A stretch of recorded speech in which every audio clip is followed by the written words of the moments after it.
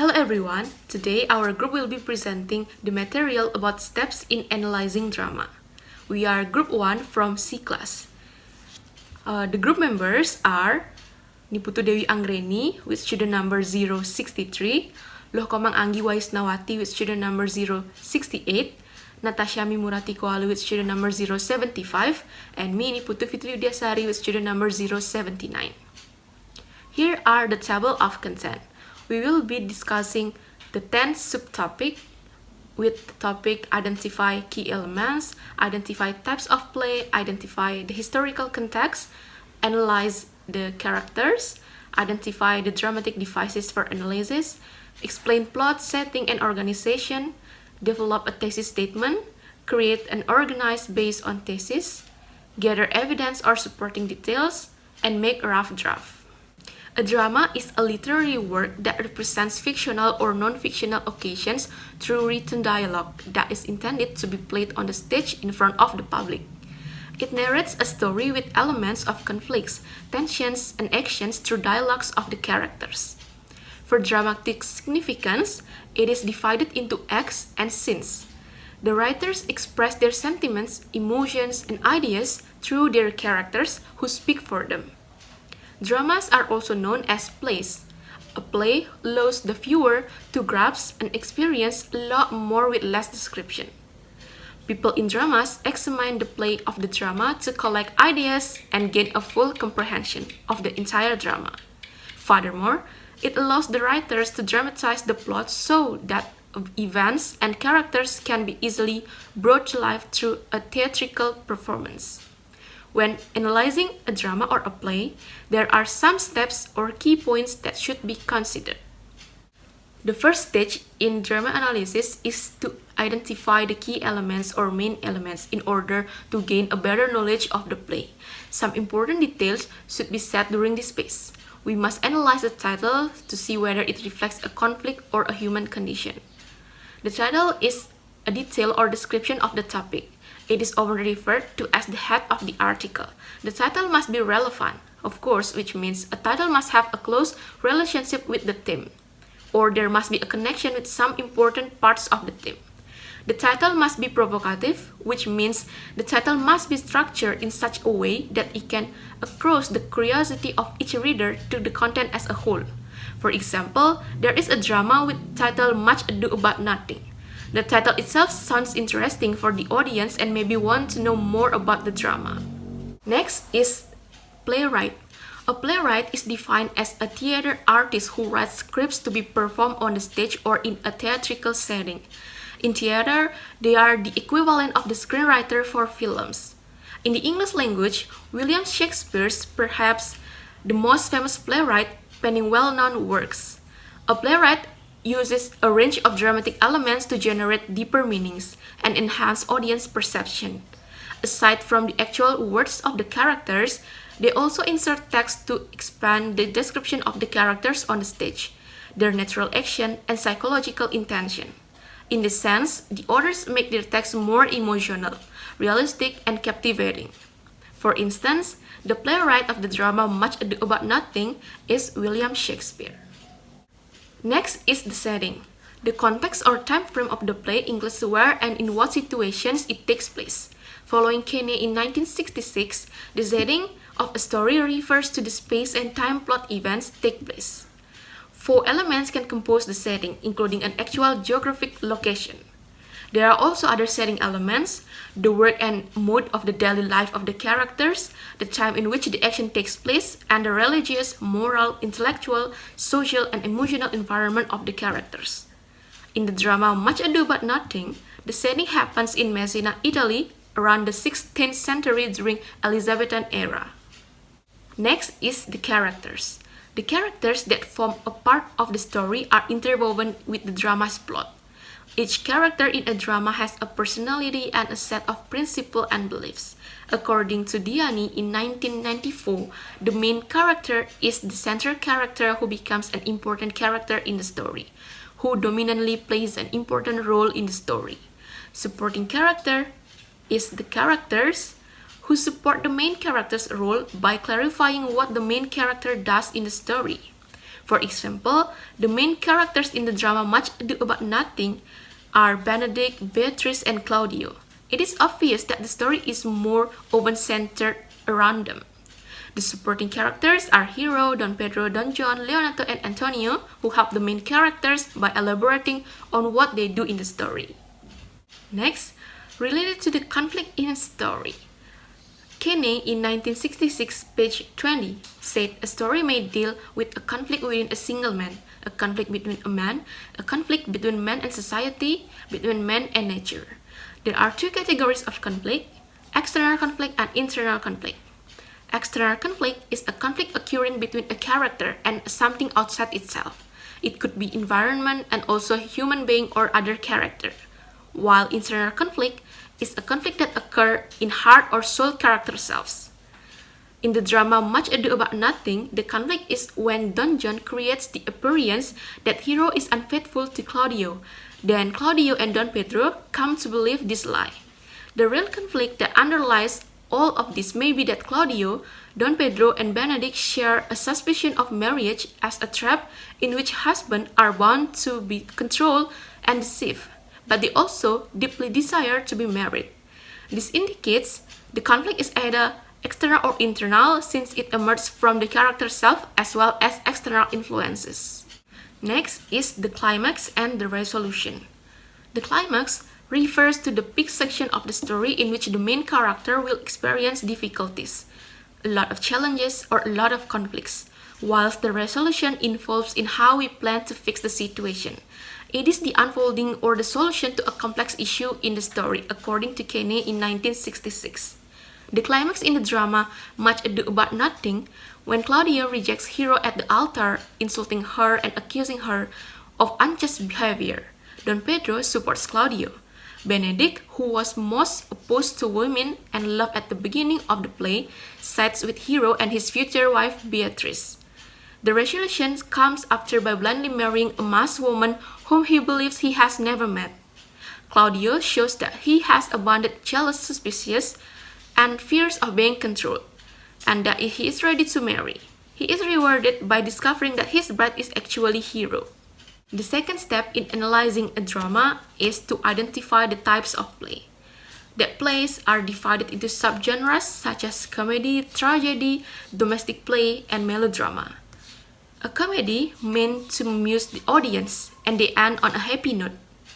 A tragedy end on a tragic note and most likely a character's death. A domestic play based on the normal life of family and friends. And melodrama has often exaggerated characters and episodes with songs and music for an emotive appeal to the audience. As a result, we must decide which subgenres the drama under discussion matches in it. There are specific traits or aspects that identify each style of play and can be picked up in the subgenres to determine the elements of that sort of play. The drama Much Ado About Nothing is generally considered one of William Shakespeare's best comedies because it combines elements of robust hilarity with more serious meditation on honor, shame, and court politics. Nobody dies and there are some marriages.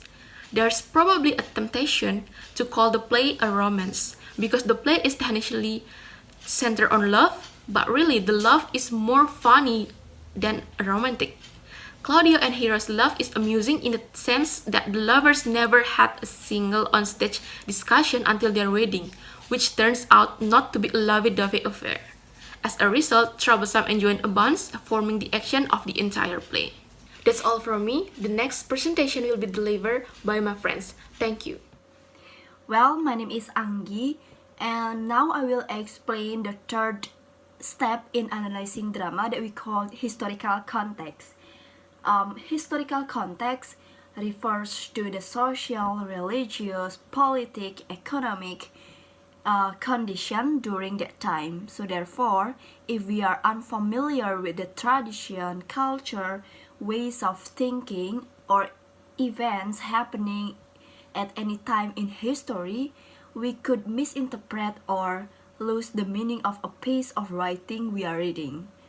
So in the field of literature, a strong understanding of the historical context behind a work creation can give us a better understanding of an appreciation for the narrative. So when looking at historical events, context can help us understand why people would act the way they did. For instance, the historical context of Shakespeare's play in 1598 entitled Much Ado About Nothing, that the story takes place sometime in the 16th century. So Much Ado About Nothing was written close to the end of the Shakespeare playwriting career and at the end of the Elizabethan era. Mistaken identities of gender swapping are common in Shakespeare's plays, including this drama. So between male and female characters dress up and pretend to be one another. So at the time, young male actors played all female roles as the stage was not considered as suitable for women. So these scenes were staged for love, and they help to alleviate the anxiety that English society was experiencing at a period when gender roles were changing. Next, analyze the character. A character is one of the important aspects in analyzing drama. The character can be defined as a person, animal, or figure represented in a play. The general purpose of character is to extend the plot. According to Abrams in 1981, he stated based on importance, the character can be divided in two categories. They are major and minor characters. Major characters is, as a rule of thumb, major characters usually have a lot of to say and frequently appear throughout the play, while minor characters have less presence or appear only marginally. In the drama of Much Ado About Nothing, written by William Shakespeare, for instance, there are a number of characters involved in the play. In addition, the drama of Much Ado About Nothing theme is about love, confession, and the theme of nothing itself. The main theme of the play refers to the title of nothing, which in Shakespeare times was pronounced nothing. That is why the title itself has the pun meaning, or pun is a play on words relying on similar sounding words or two meanings of one word. So related to each character, there are a number of action or dialogues that show the development of the theme of the play.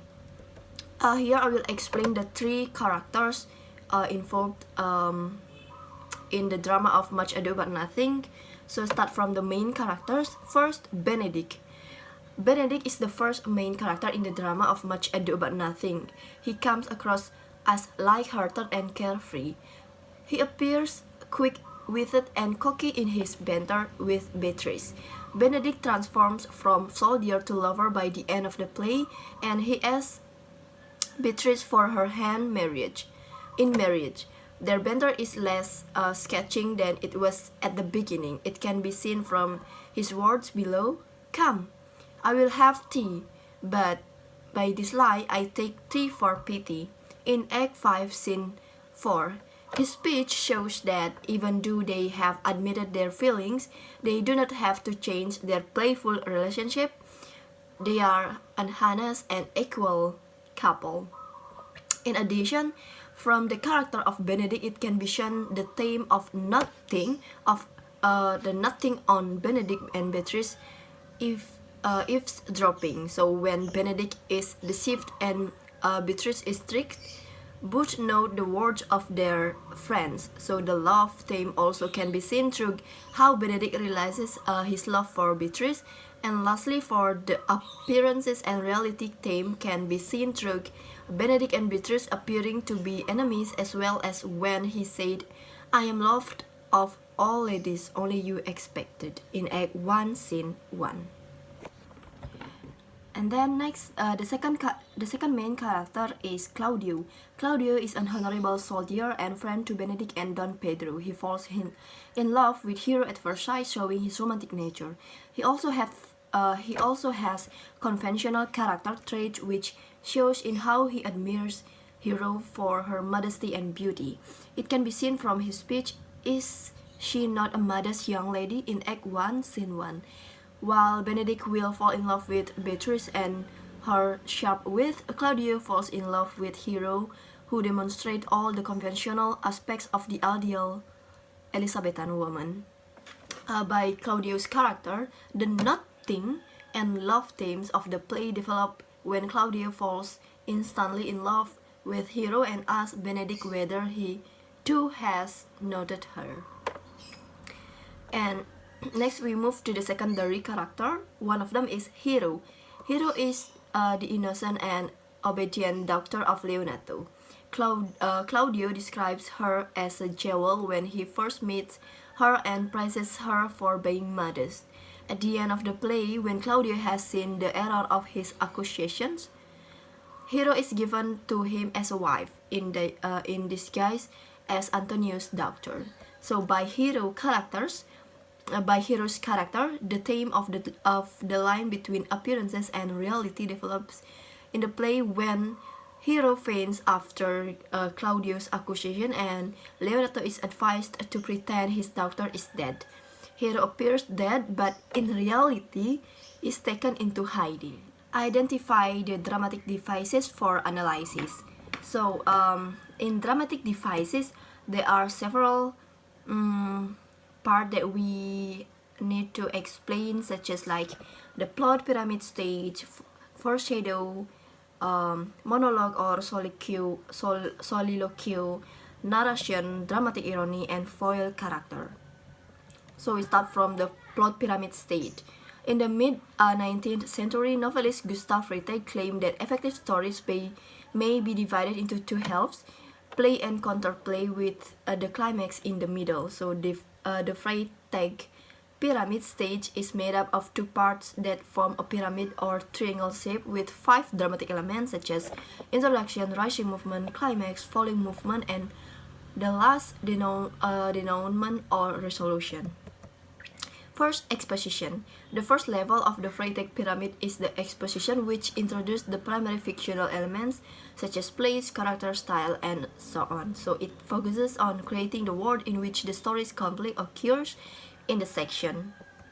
For example, in the drama of Much Ado About Nothing, the story starts from when the love of Claudio to Hero began at first sight, and in contrast, Beatrice and Benedict hate each other although they have deep feeling for each other. Rising action. The rising action starting the conflict of the story and characters are presented in more detail. For example, the inexplicable villainous Don John fails in his act of destroying Hero and Claudio's relationship, but he didn't give up. He has another plan by creating the illusion that Hero is a war. Next, climax. The third act of the Freytag pyramid is climax. This is the part known as where everything is received. For example, Claudio rejects Hero at the altar, mocking her and accusing her of immoral behavior. Don Pedro sides with Claudio, and Benedict, who was taught nothing of woman and love, now supports Hero and his future bride, Beatrice. And then the next, falling action.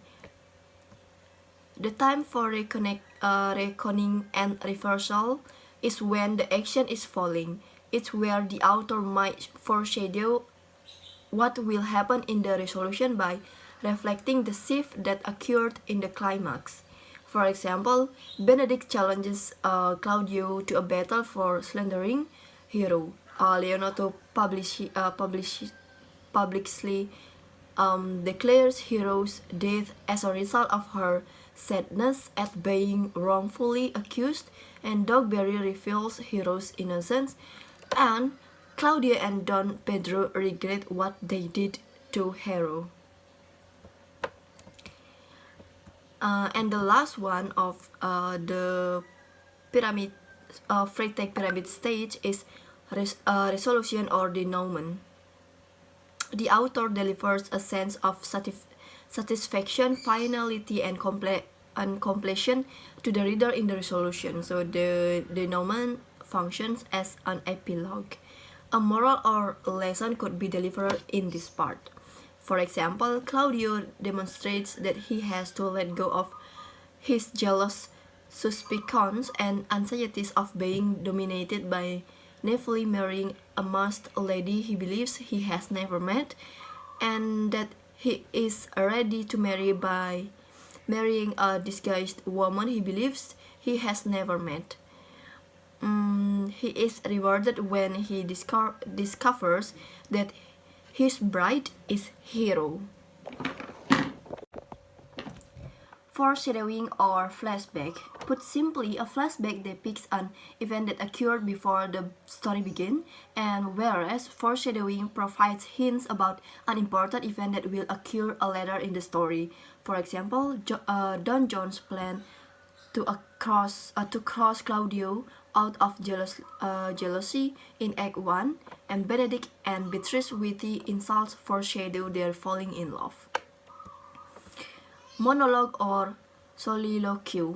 A monologue is an extended speech offered to the audience by one character to another, while soliloquy is a long speech in which a character speaks in himself or herself to or express his or her ideas aloud for the benefit of the audience.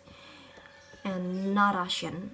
Narration is a spoken or written commentary to deliver a story of the play to the audience. A narrator is like a storyteller, informing the audience of the plot. And then dramatic irony. Dramatic irony is both a literary and theatrical device in which the reader or audience knows more than the characters they are following. So the characters' actions have a different meaning for the audience than they do for the actors or characters, and this device often lends itself to tragedy. And the last one is foil character. A foil in drama is a character who contrasts with another character, usually the protagonist, in order to better highlight or differentiate various qualities of the protagonist. And then, after identify the dramatic devices, here are some questions that we need to answer as follows. Where are the devices effective? And how do these devices work to create theme? And what connection do these elements create for the audience? How do these devices advance the plot? And lastly, what do these elements reveal about character? And here is our answer. Where are the devices effective? And our answer is the devices could be used in all types of drama. And then how do these devices work to create the theme? Our answer is one of the devices used in the play is the flashback device. A theme in the play, the reader of the script would notice is the appearances and reality theme. This theme is implemented in the drama through the event where Claudia was tricked into thinking about a hero committed infidelity. So this sequence never explicitly happened, but rather told in flashback through word of mouth by Borrachia in Act 3, Scene 3. And then what connection do these elements create for the audience? Our answer is dramatic devices such as plot, pyramid state, foreshadowing, monologues or soliloquy, narration, dramatic irony, and foil character will help the audience in understanding the whole story of the drama. So these elements are important to be analyzed. And how do these devices advance the plot? So analyzing the story of the drama through the pyramid plot stage known as Freytag's pyramid will help to depict the story from start until to the end of the story in order to convey the story clearly. And last question, what do these elements reveal about character? And our answer is these elements explain the characters through the problems they are facing as well as how they solve each problem. Okay, that's all from me. Thank you. Well, I would like to continue the presentation about step in analyzing drama. Plot, setting, and organization. The sixth step in analyzing drama is determining the plot, setting, and organization. This step discusses how the author organized the plot, the inspiration of the drama, how this setting affects the audience, how the stage notes reveal information about the environment and theme, and the particular colors or objects that the author used to develop the theme. The plot is the sequence of events that compose the drama storyline. According to Roberts and Jacobs, a plot means a plan or groundwork for a story based on conflicting human motivations with action resulting from reasonable and realistic human responses. The plot's overall structures consist of 6 stages such as exposition, rising action, climax, falling action, and denouement. The plot will relate one action to another to create a good story organization. The set or setting, or also scenery, is a set that visualizes the setting of where the storyline takes place. According to Roberts and Jacobs, setting refers to the natural and artificial scenery or environment in which character in literature live and move. Everything related to the environments, such as the time of the day and the amount of light, the trees and animals, the society, the sounds described, the smell, and the weather, are parts of the settings.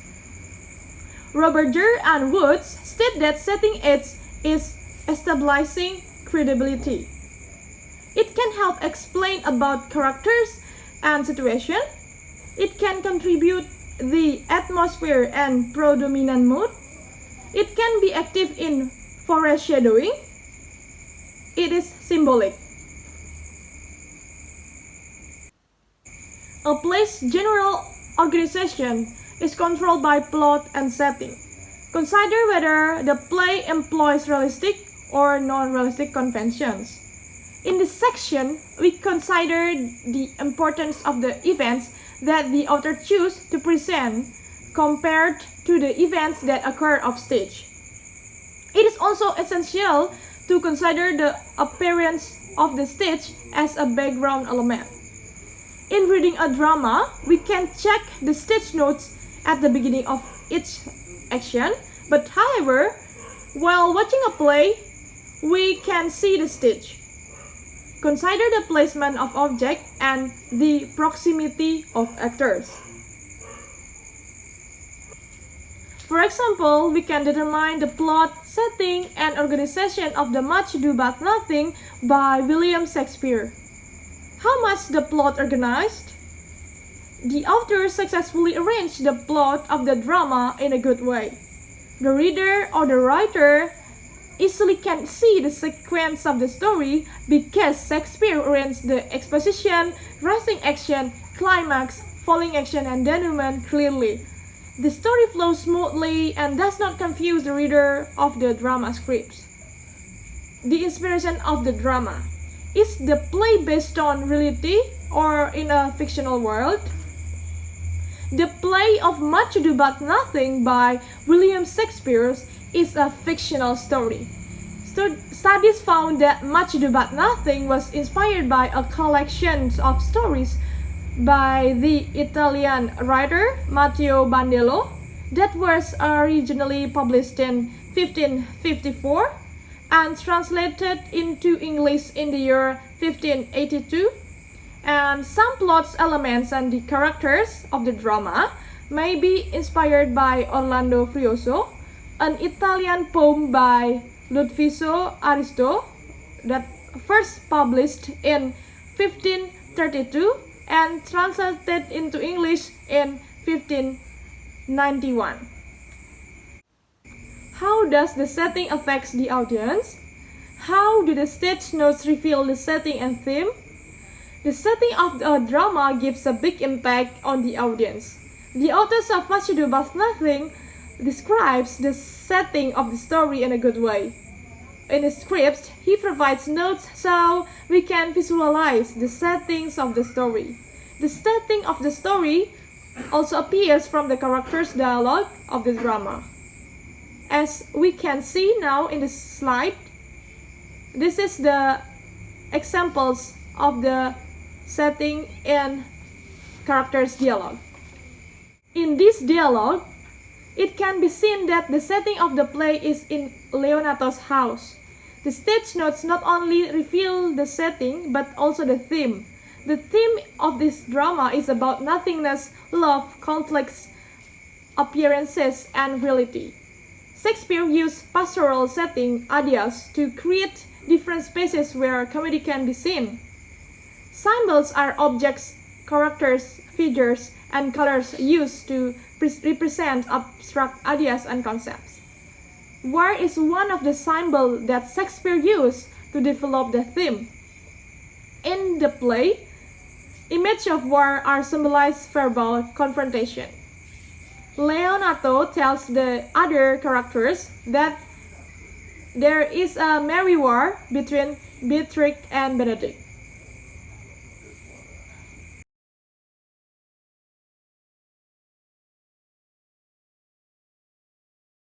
In this step, you need to write a thesis statement that explains some aspect of the play to give you an idea of how you will write your analysis of the play.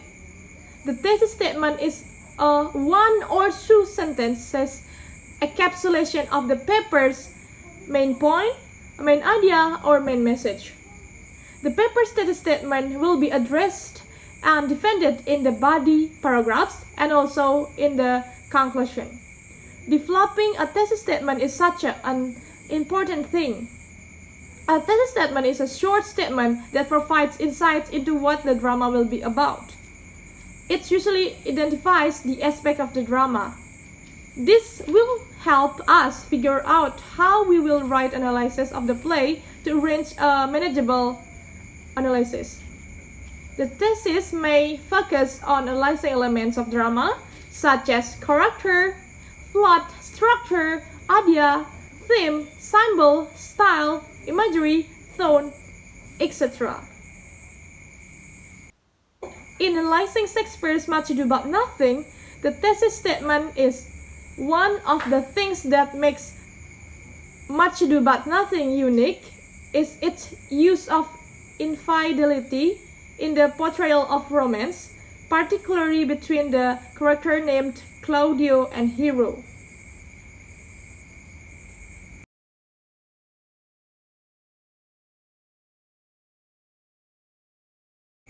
Organized outline. In the 8th step, you need to create an organized outline based on the thesis. Create clear topic sentences that relate directly on the thesis statement to start your body paragraphs. Develop your topic sentences with your own ideas before finding evidence to support your claims. Creating an outline before writing down analysis helps ensure that our analysis is well organized when it contains relevant content. An outline is a detailed guide that shows how all the supporting ideas relate to each other. It helps us to distinguish between ideas that are of equal importance and ones that are lesser importance, and then build the analysis based on the outlines framework by writing body paragraphs directly related to the thesis statement. And then, before you look for evidence to back up your claims, write a subject sentence with your own idea.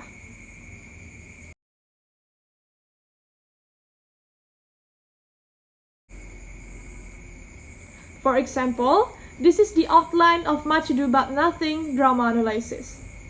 Introduction. The thesis statement is one of the things that make Much Ado About Nothing unique is its use of infidelity in the portrayal of romance, particularly between the characters named Claudio and Hero. And then we move to the content. In paragraph 1, the topic sentence says, Claudio's romance with Hero isn't as sweet as this drama plays it off. And then with the supporting details like Claudio's love for Hero isn't genuine. And then in paragraph number 2, the topic sentence is, even the title Much Ado About Nothing contains a bawdy pun that reveals a lot about the drama's romance between Claudio and Hero, with supporting details like meaning of the pun in Much Ado About Nothing, and also Claudio only loves Hero for her beauty. And the conclusion is, Much Ado About Nothing is a great because it doesn't hide certain ugly sides to romance.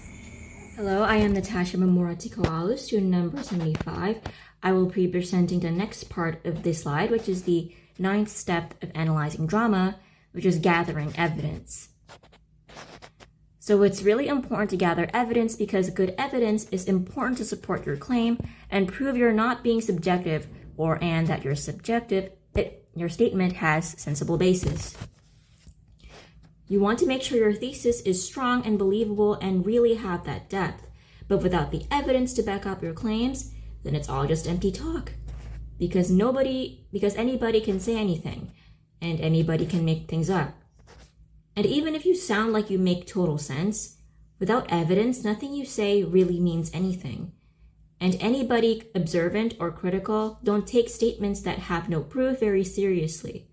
And even after you got your proof, you need to use it wisely, because the writer also needs to be careful in how they incorporate evidence to ensure not only the evidence is strong, but the use of it is also well thought out. Like, for example, you make a claim, and then you add in your evidence or supporting details to support that claim. But you don't explain how the evidence and claim connect, leaving your statement still unclear to the audience. So in incorporating evidence in drama analysis, we need to know that instead of concrete facts, drama analysis tends to rely on a keen sense of comprehending stories and its components, so one should be careful to be as critical as possible. This is because drama isn't like scientific studies like physics, biology, chemistry, or things like that. It's not like physics where you use details like with every action there is an equal and opposite reaction, or facts like that, because those are facts in information that can't be changed and are always the same. No, drama is like, oh, this scene is the saddest moment in the drama, and then you have to explain why that is true, analyze the scene compared with other scenes, but you don't rely on facts. You rely on your sense of interpretation. And there is no wrong or right way in interpreting forms of art. While that is usually the beautiful part about art, that you can interpret it as you wish, because everybody has their own artistic sense, it's also the tricky part. For example, in Much Ado About Nothing, one of the couples in it is Claudio and Hero. But one of our claims is that Claudio doesn't sincerely love Hero. And to support that claim, a supporting detail we use is that Claudio is quick to believe Hero is unfaithful and denounce her from becoming his wife. Now, here comes the proof, which can be seen below. On Act 3, Scene 3, Borachio says this line here, you can read for yourself. Now, here is where I mean that you have to be mindful when using evidence, and that sometimes you can't mention an evidence and just call it a day without further explanation. Because someone critical reading the evidence might think, how is this fair proof? What exactly did Claudio say to make him want to cut ties with Hero? What if Hero is actually guilty and actually wronged Claudio? Wouldn't that make Claudio's behavior make sense? So our group have to explain that Claudio saw Hero allegedly cheating on him, even though that actually never happened, and just an illusion made by his evil brother. But he believed what he saw, and instead of facing the situation maturely and talk to his wife to see her side of the story, he seems absolutely convinced that Hiro would do something so cruel to him and denounce their wedding in front of a whole audience to humiliate Hiro. Now on to the final step in our presentation, which is to write the rough draft. In writing an academic paper, there is a lot of work into it because the process requires the writer to rewrite again and again. And that's what a draft is for those who don't know. The first time you fully write your essay is your first draft, which is also your rough draft. Now this begs the question, instead of writing over and over, why can't it all be done in just one sitting? That's because writing only one draft isn't really ideal. And here are two of some of the reasons why. One, because the first draft is always full of imperfections. Two, to make sure you write a well thought out analysis. In your first draft, you are bound to find mistakes, whether it can be grammar mistakes or maybe some thought process behind it isn't as good as you think. Or even if there is no real flaw in your rough draft, you may never know if you can still expand some of the points you made and can still make improvements in your analysis. So, yes, in writing a thesis or an essay, don't be so sure of your writing the first time and be open to changes. Because usually essays that are only written once don't usually have a strong level of depth because it literally wouldn't be a thorough and well thought out analysis if you only write one draft for it. Even after you're done and finished your rough draft, it's not the end. You then proceed to reread your draft, spot any imperfections or areas where you can still expand. Then you write your second draft. This is done again and again as much as the writer feels necessary until they reach the final draft. Yes, this may sound like an exhaustive process, but it's at least a rewarding one because then you'd have a critical, thorough, and well-rounded analysis you can feel proud of. After paying attention to all of the steps, this is our group's first draft. Here is our thesis statement at the end that one of the things that make Much Ado About Nothing unique is its use of infidelity in the portrayal of romance, particularly between the characters named Claudio and Hiro. You're welcome to read the essay because I'm afraid I'd be taking up too much time if I read it aloud myself. This is our first paragraph of the body of our essay, the topic sentence being the first sentence, that Claudio's romance with Hiro isn't as sweet as the drama plays it off. And here is our second paragraph of the body. The topic sentence is also in the first sentence, which is, even the title Much Ado About Nothing contains a body pun that reveals a lot about the drama's romance between Claudio and Hiro. This is the conclusion of our thesis. And that was the last step of analyzing drama. In analyzing drama, there are a number of steps to do in order to make any strong and thought-out observations, from identifying key elements, identifying type of play, historical context, examining characters, dramatic devices, plot organization, and even writing a whole thesis. Each step discussed previously also all have their own significance and completing each other, so none should be left out. It shows that analyzing drama needs a lot of effort, and that's a sensible thing, because you need to do everything to avoid creating baseless claims and flawed insights in a play. You also get to further appreciate all the smaller details and components that playwrights poured their hearts and souls into in order to write the amazing plays they created for us to enjoy. That about wraps up our presentation. We apologize for any mistakes or imperfections during, and thank you so much for your time and attention.